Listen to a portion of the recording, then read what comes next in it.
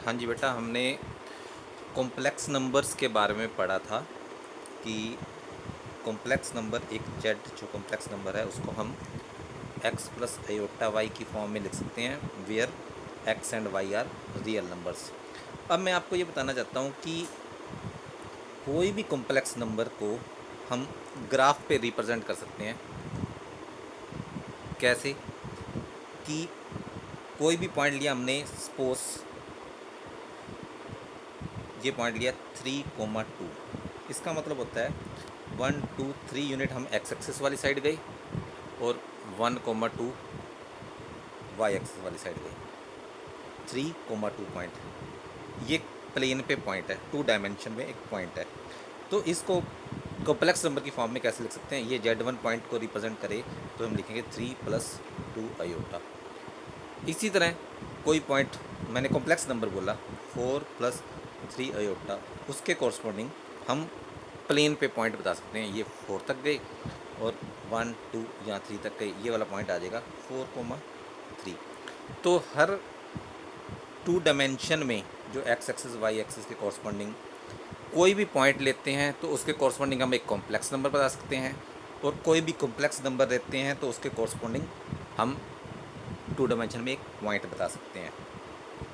तो इसको थोड़ा आप +1 में हो, बट हायर लेवल के जो स्टूडेंट्स हैं उनमें बताया जाता है कि इसको 1 1 कॉरस्पॉन्डेंस बोलते हैं। 1 1 कॉरस्पॉन्डेंस मीन्स एक कॉम्प्लेक्स नंबर के कॉरस्पॉन्डिंग वहाँ पे 2 डायमेंशन में पॉइंट होता है, और कोई भी 2 डायमेंशन में पॉइंट लो उसको हम कॉम्प्लेक्स नंबर की फॉर्म में लिख सकते हैं। इसके अलावा जो एक बात आती है वो है पोलर कोऑर्डिनेट्स। पोलर कोऑर्डिनेट्स और एक कार्टेशियन कोऑर्डिनेट्स में क्या फ़र्क होता है?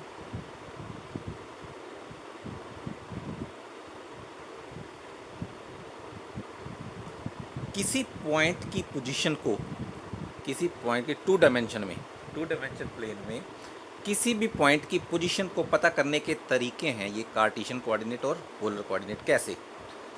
हम क्या करते हैं, किसी, मान लो एक कमरा है, कमरे में कॉर्नर पे एक दरवाज़ा है, एक दीवार को हमने एक्स एक्सिस मान लिया, उसके दूसरी दीवार को हमने परपेंडिकुलरली वाई एक्सिस मान लिया।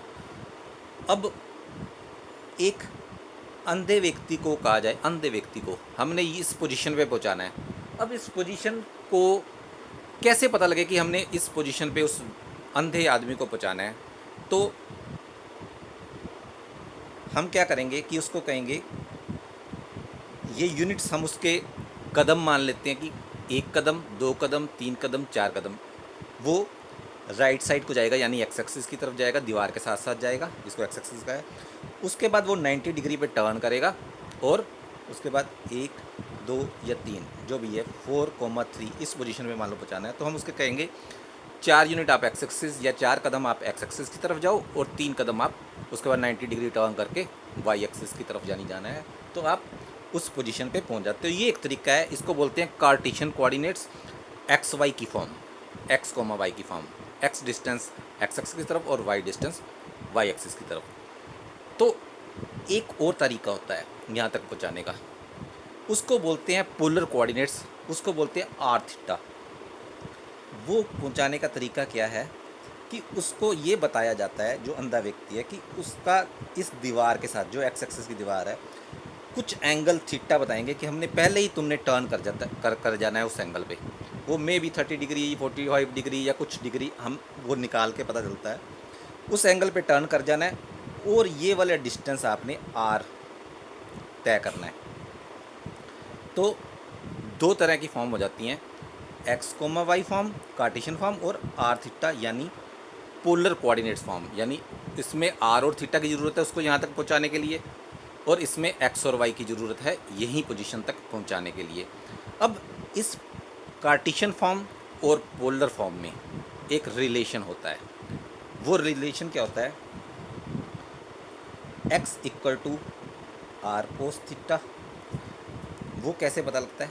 अगर मैं इसको ऐसे मिला दूँ, ये मान लो हमने x माना था, ये y मानना था, तो x/r होता है b/h।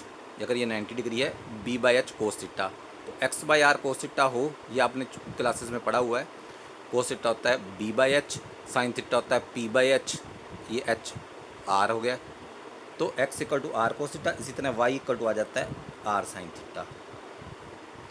अब अगर हमें आर और थीटा की वैल्यूज़ पता हों तो हम पुट करके एक्स और वाई की वैल्यूज़ निकाल सकते हैं। मीन्स पोलर कोऑर्डिनेट से हम कार्टेशियन कोऑर्डिनेट्स में जा सकते हैं। इसी तरह जब हम स्केयरिंग करके ऐड करते हैं, x square plus y square left hand side आती है, राइट साइड आती है आर स्क्र इंटू ब्रैकेट में आता है cos square theta plus sine square theta जो कि 1 होता है।